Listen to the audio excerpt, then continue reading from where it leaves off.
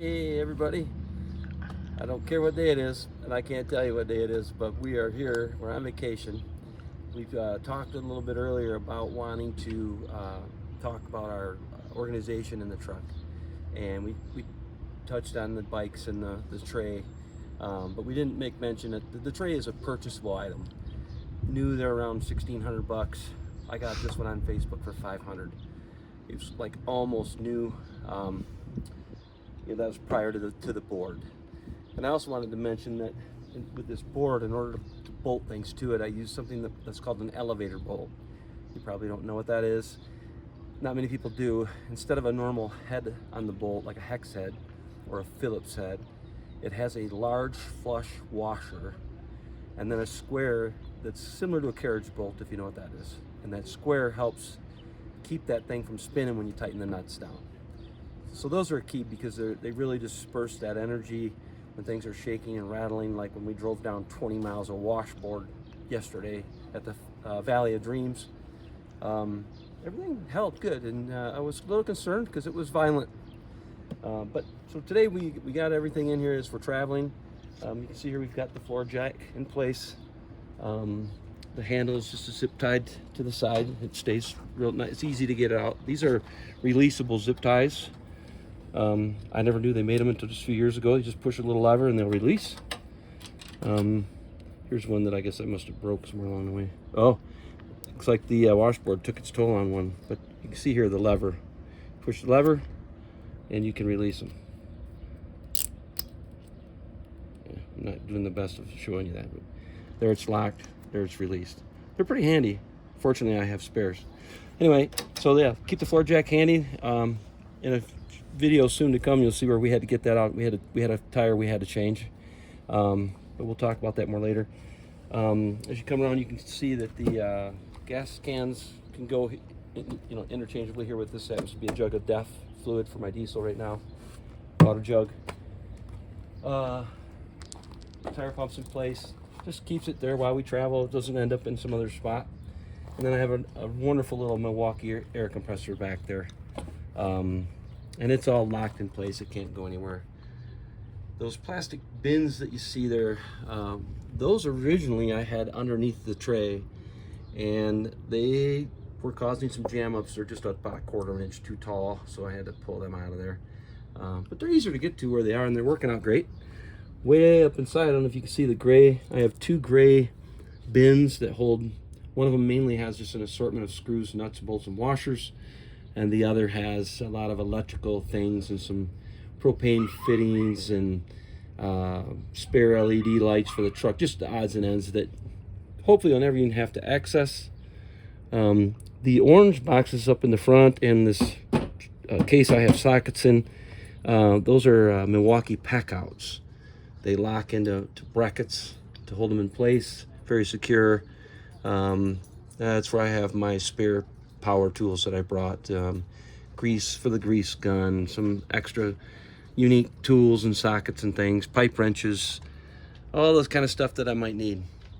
You probably also can see the nets up here that are holding these bike helmets. We have more bike helmets than most, so they can't all fit in the trailer, so we needed a place and we didn't have a place. So we ordered these Amazon nets off from, the nets off from Amazon for like 10 bucks a piece or something. The problem was, how would I fasten them? And I learned that drilling a hole through the cap tends to cause cracking issues. It could have been sealed, but I didn't want to cause damage. So what I did is, I'll have Laurel follow me to the other side.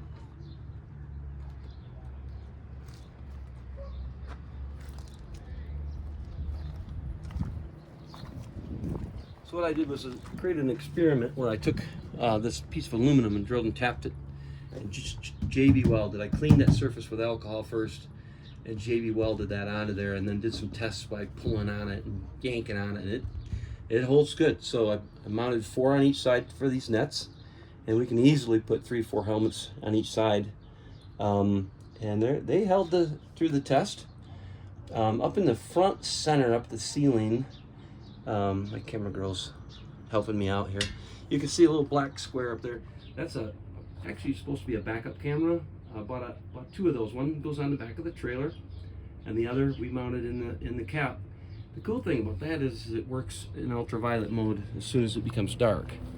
So we'll show you the display in the cab in a minute, but I'll close this up. And you can imagine with no windows whatsoever in this topper, it's going to be dark in there, and we wouldn't have been able to see the bikes.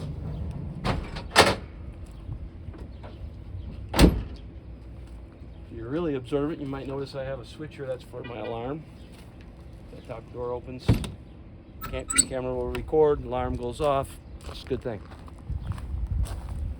Up here in the front of the truck, well, I'll let you show that camera up there, and you can see pretty good. Now it's a black and white image, but you can see the individual bikes. You can see the two mountain bike tires the best. They're dusty. We just got done riding. I'll go around the back and open up, and you can see the change.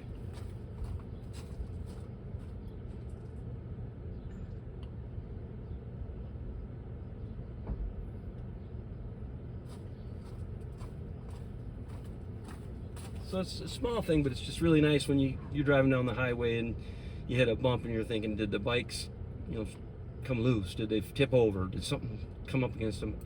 It's very nice to be able to pull that channel up. I can see that split screen with the backup as a rear view on the camper as well.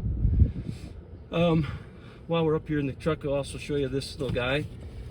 This is a tire pressure and temperature monitor for the trailer. It displays real time as you're traveling. It takes a minute to link up and everything. I just turned it on.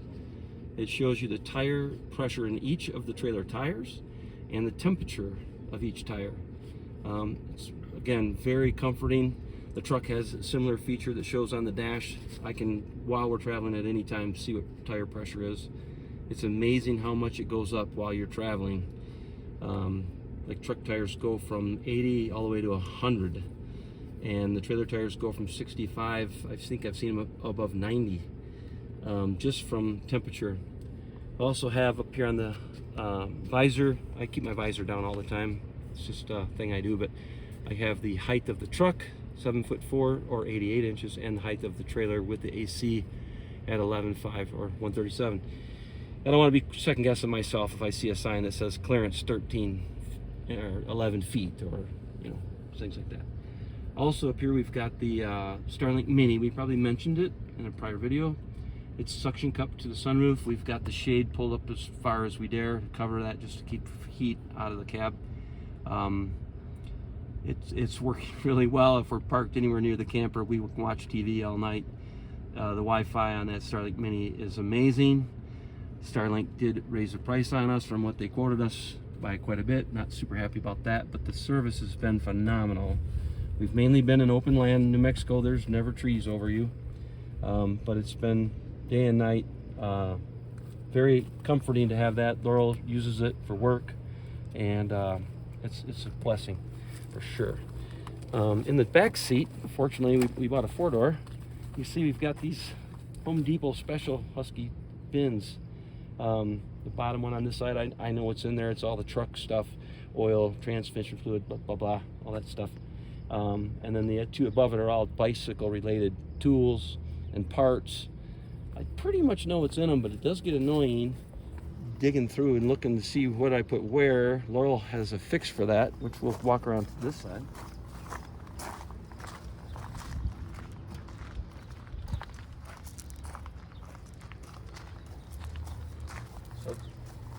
She pulled a fast one on me and moved her bin to the top. This is hers, and she's been very organized and has everything's listed out that's in that bin. Great idea. Oh, I didn't notice she had the bottom one too. So the bottom one we hope to never open. It's all our winter gear, basically. Spare bladders for our camelbacks, winter gear. I think that's basically it. And then this one here is my my more common bike tool stuff, the chain waxing stuff, which you'll see someday. There's a hot plate and some wax and tools for doing that job. That's phenomenal. We've got some odds and ends in here, like our walking weighted vests, my breaker bar, stuff like that. Laurel keeps her one of her computers back here, screens for when she's traveling. Now, also told you that we would talk a little bit about the truck mods. So this truck, as awesome as it is, has some weak points. Go ahead and raise the hood for you. So there's 3 problems with this truck, weaknesses. Number 1, up in the front behind that yellow deal, there's a shiny silver piece there. That's a billet aluminum fuel filter housing. It takes a spin-on steel filter. That's not what comes in the truck. It comes with a plastic everything. The hoses hook onto plastic. It's a plastic filter. They're known to crack. They're known to catch on fire. We wanted to eliminate that risk.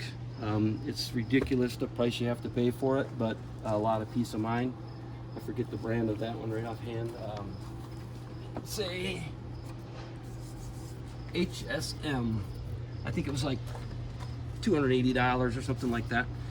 Next to it, you can see some wires. These are not original. This is an add-on, along with this. You can see this fuel filter bowl down here. This is part of a kit that eliminates another weakness, the fuel pump. Fuel pumps in these trucks were designed for Europe, and their fuel has a lot more lubricant, and they're known to fail anywhere from 20,000 miles on up. It can cost $5,000 to $15,000 to repair damage from that pump failing. This kit, although again I think it was $300-400, it changes the routing of the fuel so that if the fuel pump begins to fail, the shavings and the particles can't go to the ejectors in the fuel system. They're trapped in a screen, and there's a sensor on that screen that hooks into the stock wiring of the truck. If that becomes plugged from particles, it gives you a warning on the dash and gives you an opportunity to plan for that repair. It doesn't mean it can't fail.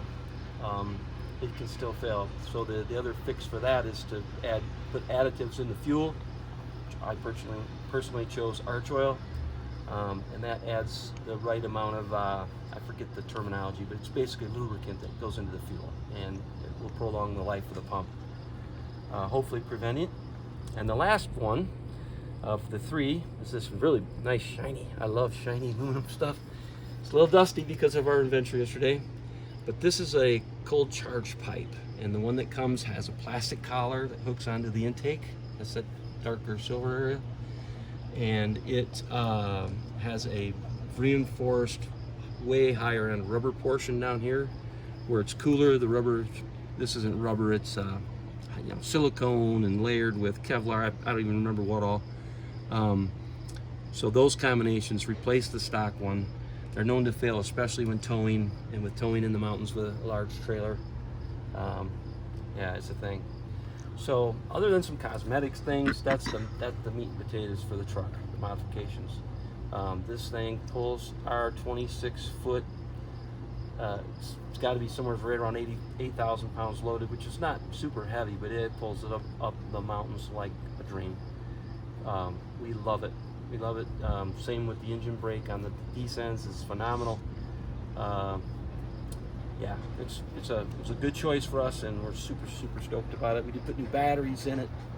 We did not put new tires, and we'll allude to that on another video because we had an issue. But tires, I can think. Oh, Starlink connections. That was another thing. That Starlink is powered from the truck's batteries, which is 12 volts. They don't really do a great job of explaining that to you when you buy it. It will work on 12, it just doesn't work very well. So you have to purchase, don't have to, highly recommend you purchase a power, I'd refer to it as an inverter transformer. It takes that 12 voltage and converts it to 30 volts. Makes the Starlink find satellites much quicker and maintain a connection better. And along with that, we chose to put a low voltage cutout. You can buy them as a pair through Amazon.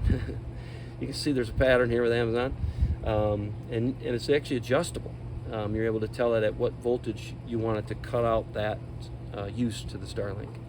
And I believe it's, don't quote me, 12.1 or 12.2 volts. It just turns the Starlink off.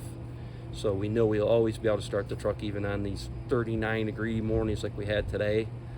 I heard that yesterday they actually had sleet on the ground. It was probably colder yesterday. But yeah, that's pretty much sums up the modifications. Be some girly stuff coming. I know this is a manly one, but yeah, it's all part of our deal. So thanks for checking us out. Don't forget to like and subscribe. Never thought I'd be that guy. Everybody says you got to do it. See.